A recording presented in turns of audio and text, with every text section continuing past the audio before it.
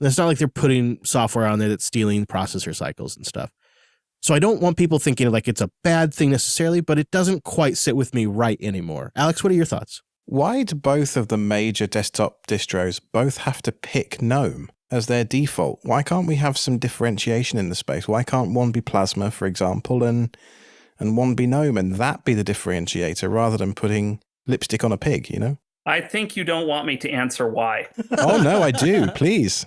What it comes down to is, as someone who works on both Fedora Workstation and Fedora KDE, the most frustrating aspect of working with the KDE Plasma stack is how huge it is and how discordant the life cycles of each layer of Plasma is. So, for example, the Frameworks has a completely independent life cycle. It's released monthly. Then the KDE applications were released quarterly. And then the Plasma desktop itself is released every 4 months. And it's out of sync of every distribution release cadence. And that makes it difficult for testing, for integration, and all that stuff. Plus, because it's so big, there's a large surface area of things to manage. And differentiating on the Plasma desktop, in theory, would be great, except for it is extremely difficult to keep up with the Plasma desktop and differentiate on it in the first place. Think about how Ubuntu was originally using Unity, and it was a lot of engineering work for them to maintain that in the first place. And when they decided to let that go and they switched to GNOME, the primary reason for doing that was because the other enterprise Linux distributions, the main enterprise Linux distributions, Red Hat and SUSE, both use GNOME. And so they could benefit from the work that was being done already with the focus of those platforms. Yeah. Tiny, that's a bit of it, isn't it? It's about retaining the developers that already have the skills. That's correct, especially because a lot of these distros have long-term support tied to them, whether it's Fedora eventually getting rolled into Red Hat or Canonical. They would have to maintain both a Qt stack and a GTK stack for the life cycle while both of them are still around. Yeah, and we've asked Carl and the team at System 76 when they launched Pop, why GNOME Shell, and now building, Pop Shell on top of that, why not Plasma? And you could kind of just get to what you wanted using the Plasma tooling built in.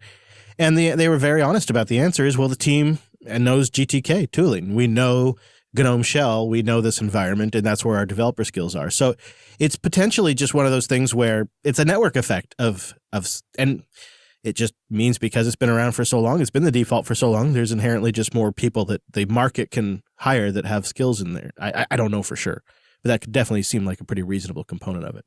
Don't get me wrong, Chris. It's not that Plasma isn't possible to build out and roll out and have a good experience.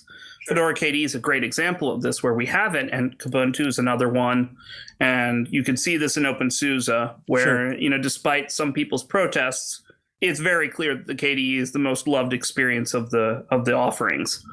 But when you're trying to build a Linux desktop that you're going to commercialize and sell, having multiple desktops and not having multiple groups of people to maintain those desktops means you're splintering your effort, and it's much, much harder to get everything going. And if you think about all the work that Red Hat's doing right now to push forward the Linux desktop's feature set to be competitive with Windows and Mac, think about HDR, think about the Wayland stuff, the hardware acceleration things, input stuff, touch gestures.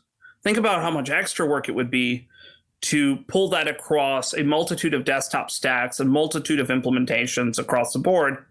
It's a lot easier for them to go wide on all these issues if they're focusing on one stack as a reference point and then leveraging that experience and expertise to build it out, and then everyone else can essentially catch up afterwards. Would I like Red Hat, to example, have people working on both KDE and GNOME? Of course. But realistically, with the kind of stuff that they're working on and how far they're putting into it and how much investment that they're doing and how much that they're working on all many different touch points in the experience, I can't blame them for focusing on only just GNOME. I think